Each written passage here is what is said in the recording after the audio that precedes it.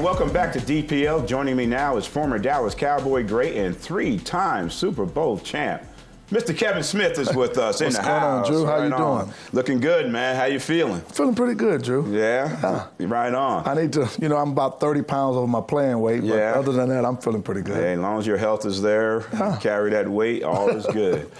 But look here, welcome to the show, and congratulations on being a three-time Super Bowl champ, man. That must be something that you're really proud of, huh? Yeah, it's great, Drew, and funny thing is, this past weekend they had a big autograph show in Houston, and it was, it's been 20 years since the last Super Bowl. Wow. It'll be 20 years this year. Wow! And it was great to see some of the guys. I mean, Dion was there, Mike was there, Troy Aikman was scheduled to be there. He didn't come, but Mark Stepnoski was there. Stepnoski came out of the shadows? You wouldn't believe. If he walked through the door right now, you wouldn't recognize him. Stepnoski is 175 pounds. No way. Oh, it was unbelievable. But this guy played center. He played center. He's up in Vancouver, and he's got a different agenda. Yeah. Okay, we know what he's doing. You know what he's doing up there. But it was Darren Woodson was there. Thomas. It was just great to see those guys, and it just doesn't seem like it's been that long. Yeah. Long ago that we were running around. I mean, I'm sure you feel the same way sometimes. Yeah, and with the current regime, we don't get to have a chance to have alumni functions where we can all get together. Right. So a lot of times it is when you're doing appearances and stuff like that, you see your guys. Right. Someone else puts it together. And the last time that we actually had an event like that was, again, an autograph session. It was in Chicago.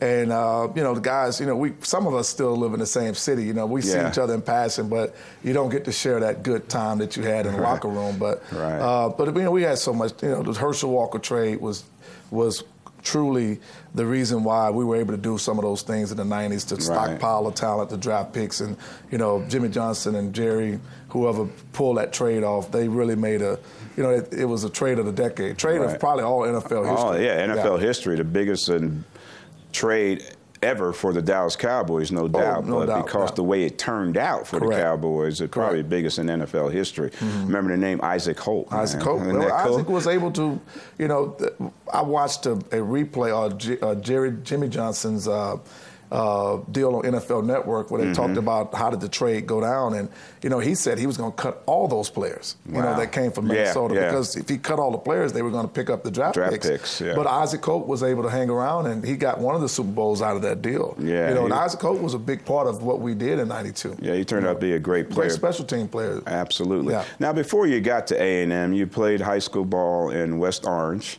right? And then you had a chance to go to LSU. Correct. And then you decided on A&M. But you also had a chance with LSU to be a wide receiver.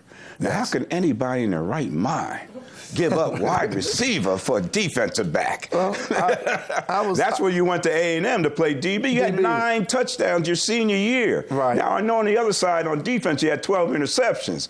But, man, you must have been doing something on the offensive side to get 9 touchdowns. And we ran a veer offense, too, Drew. Wow. So you weren't even throwing the ball that much. We threw the ball maybe 10 times a game. But, I mean, I was kind of caught between LSU and A&M because both my parents are from Louisiana. My father's from a little city called LeCounte, and my mother was from Church Point. And my grandmother is 100 years old, still lives in LeCounte, Louisiana right now. She's living. So I was caught between LSU and A&M, but what sold me on A&M was R.C. Slocum. R.C. Slocum was from Orange, Texas, and the funny thing, when he came on to visit me on my in-home coach visit, he knocked on the front door and he walked in the house. He's talking to my mom. He's like, I've been in this house before. And my mom's like, well, there used to be a doctor here, Dr. Ritterseal. We bought the house from them. He said, you know what? The last time I was in this house was on my prom date. I was dating his daughter. Oh, my goodness. And that was the last time he had walked in the house. So he won both nights. I mean, he didn't marry that Dr. Ritterseal's daughter, but he did get me to come to A&M. So that was kind of the deciding factor. And the receivers Drew, they were bigger. They were getting bigger. Everybody was going for the Chris Carter and the Michael Irvin. And the run and shoot was kind of the new offensives coming out. And, A&M recruited me. We said, we need DBs, and you're going to be able to play your first year early in your career. So that's kind of how I went to A&M. But I still wanted to catch the ball and do some things. Bet. It's more fun to catch the ball. Well, you had 20 interceptions in the NFL, so you still caught the ball when they threw it your way. I had 20 interceptions. Oh, see that? Right on. Quickly, what are you doing now? What keeps Kevin Smith busy now in his life after football? Well, I'm busy with Game Day Sports. You know, nice, we've done some events with them. I kind of consult with those guys, and it's been good. Drew, you know how it is dealing with some of these different autograph promoters and event promoters. You don't find the good ones.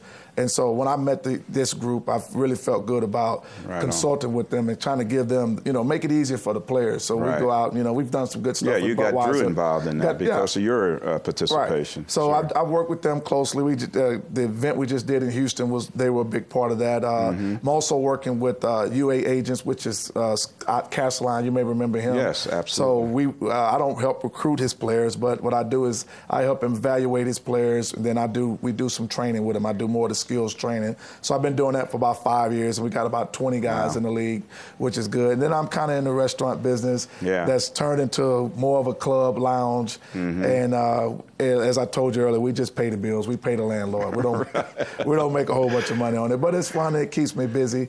And, I'm excited about that. I have a 21-year-old that's graduating from Spelman next year. Congratulations. And my 13-year-old girl, Elizabeth Smith, she's probably one of the best 12-year-old. She's 13 now. She just turned 13 on the 27th. Probably one of the best basketball players in the country for a 12-year-old girl. Wow. With all that going on, I'm sure you stay busy. Well, the AAU basketball. Yeah. So you know how that is. It can keep you real busy. Well, you're looking good, man. We appreciate you taking the time out of your busy schedule to be part of Drew Pearson Live. I'm so happy to be here, Drew, to be sitting next to you. Kevin Smith, 3-time Super Bowl champ, right here on Drew Pearson Live. Stay tuned because more of DPL comes up right after this.